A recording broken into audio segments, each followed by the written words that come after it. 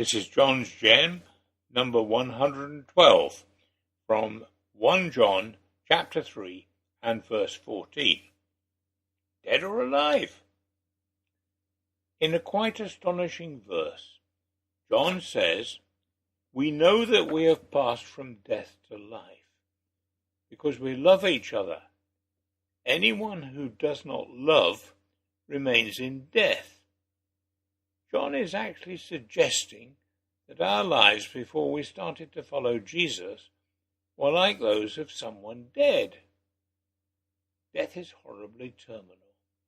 If you've ever had to pick up a dead cat or dog or rabbit, or seen a dead lamb, that pitiful scrap of fur and skin that when alive was so full of life, you will know what I mean. I've carefully refrained from talking about dead humans. We thought we were full of life. We perhaps even thought we were more full of life than those called Christians, who, in the mistaken thinking of many people, being unable to do some things without being told off, such as getting drunk or having pre-marital sex, are less than fully alive. But it is not so. The real difference is who our Master was then and who he is now. If you look back towards the beginning of the chapter, you will find that another character has been involved in what John has been talking about. And he is the devil, also called the evil one. We like to think that we are independent, having no master, but it is not so. Such is human nature that we all, always, everywhere, are slaves to someone, and in the natural order of things, that person is the devil. That unfortunately is the way things are. John goes back to very near the beginning of the human race, the descendants of Adam and Eve. He tells us not to be like Cain, who was in only the second generation of their descendants.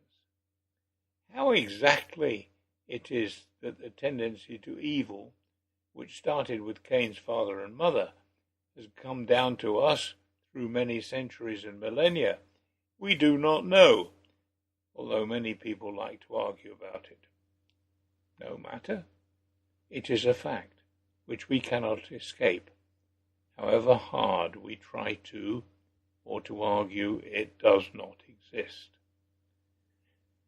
All those many people around us who seem to be so full of life and like to look down on us as being poor deprived people, missing many of the good things of life, are sadly wrong. Think back to your pre-conversion days. You may have got up to many things in those days that you would not do now. You were dead then. Now you are alive in Christ. There are indeed many things you would not now do, but life does not consist of the number of things you can do.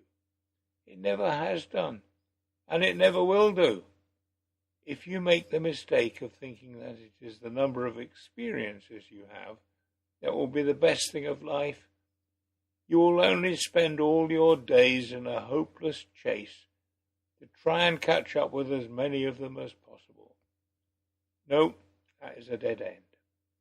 Which is why John said that the people he was writing to had passed out of death to life. They had turned aside and escaped the dead end.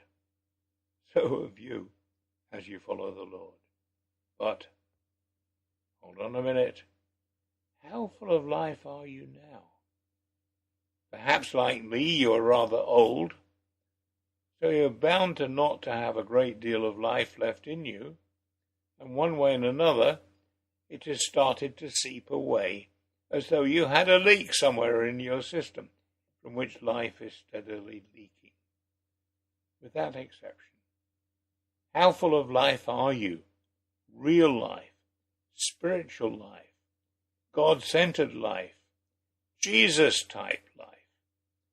Spend a moment to do a stock check.